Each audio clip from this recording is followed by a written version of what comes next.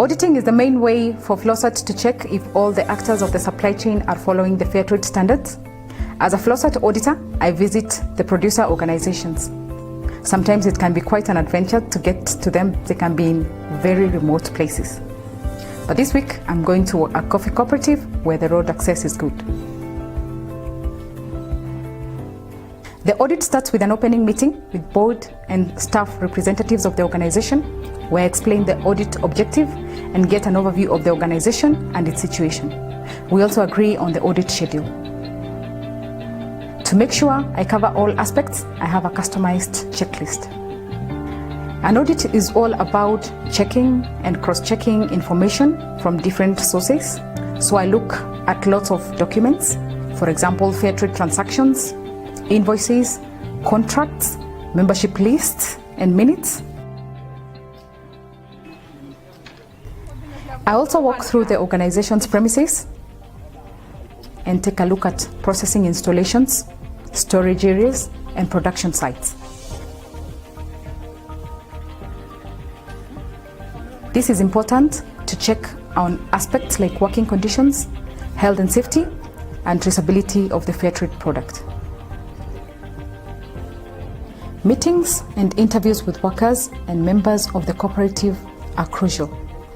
Through them, I learn facts and can cross-check information and get an insight into the organization. There is a minimum of number of interviews which must be carried out. All interviews are confidential, and it is me who decides who to talk to. Accessing the farmers' fields can be interesting or maybe adventurous. Visiting individual farms is also important to observe the production practices and to talk to the farmers individually. If I find non-compliance of the standards, I note them down. The organization must correct any non-conformity before it can become certified. This means that any issue found is turned into a step forward for the organization and will improve the conditions for the farmers and the workers. One of the major benefits of fair trade is the premium which the organizations receive. During the audit, I also check if the premium money is spent in the way it was decided beforehand.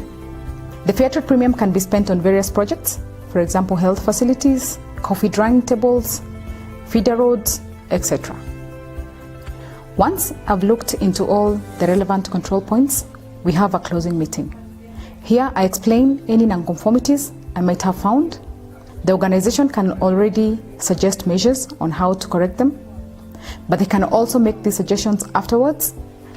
In the end, we sign the closing report. After the audit, I write my report and hand over the follow-up to the FLOCERT certification analyst. The analyst will ensure that all non-conformities found are corrected in due time. Only then will FLOCERT issue a new certificate.